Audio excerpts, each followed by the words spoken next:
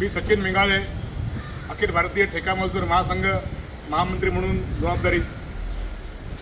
आत्ता जे आपल्या अध्यक्ष नीरज खराजींनी सांगितलं त्या संदर्भातल्या सर्व नोटिसेस आज आपण माननीय कामगार आयुक्त कार्यालय, माननीय पोलीस निरीक्षक, निर्मल नगर आणि BKC या सर्व ठिकाणी आपण नोटिसा पोहोचवलेल्या आहेत. ज्या पद्धतीने महावितरण किंवा विद्युत क्षेत्रामधला प्रश्न जो होता त्याचा सर्वात महत्त्वाचा प्रश्नसुद्धा आपण हायलाईट केलेला आहे. तो म्हणजे ज्या पद्धतीने की माननीय न्यायालयाने अवॉर्ड डिक्लेअर केला, ते अवॉर्डचं इम्प्लिमेंटेशन, पालन, अंमलबजावणी अद्यापर्यंत महावितरण कार्यालयांनी केली नाही. त्या संदर्भात सुद्धा त्वरित इम्प्लिमेंट करावं अशा संदर्भात सुद्धा पत्र आपण मागच्या वेळेला दिलेलं आहे. त्या बाबतीमध्ये सुद्धा आपण 16 तारखेला सर्व कामगारांनी या ठिकाणी यायचं आहे. हा सर्वात महत्त्वाचा विषय त्यामध्ये आहे.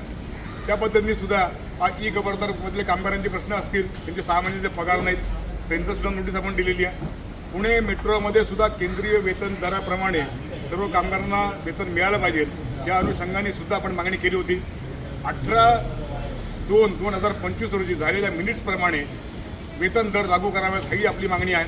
त्या पद्धतीने सुद्धा इबिक्स कॅश नावाचं जी परिवहन खात्यामध्ये जी काम करतात त्यांचेसुद्धा किमान वेतन त्यांना मिळत नाही, नवीन रेटप्रमाणे त्यांचेसुद्धा वेतन मिळावं अशीही सुद्धा मागणी आपण केलेली आहे. या संदर्भातल्या सर्व नोटिसेस भारतीय मजदूर संघाच्या वतीने आज आपण इन्व्हर्ट केलेल्या आहेत. तर या माध्यमातून सर्वांना विनंती करण्यात येत आहे, आवाहन करण्यात येत आहे की 16 एप्रिलला कुणीही घरात बसून राहू नका. आपल्या मागण्यासाठी, आपल्या हक्कांसाठी, आपल्या विषयांसाठी जर आपण उभं राहिलो नाही, मैदानामध्ये उतरलो नाही तर आपल्यासाठी कोणीही येणार नाही. आज संबंध क्रिस्टलमधले कार्यकर्ते असतील, आज आपल्या ह्याच्यामध्ये कार्यकर्ते असतील, ते सर्व कार्यकर्ते इथं उपस्थित आहेत.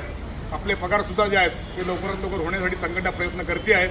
तर या सर्व कामगारांनी सुद्धा, महाराष्ट्रातल्या सर्व कामगारांनी आज आपण लवकरात लवकर आपण 16 एप्रिलला आपण मैदानामध्ये उतरावं आणि या ठिकाणी एकत्र जमावं असं आवाहन मी करतो. जय हिंद, जय भारत. कामगार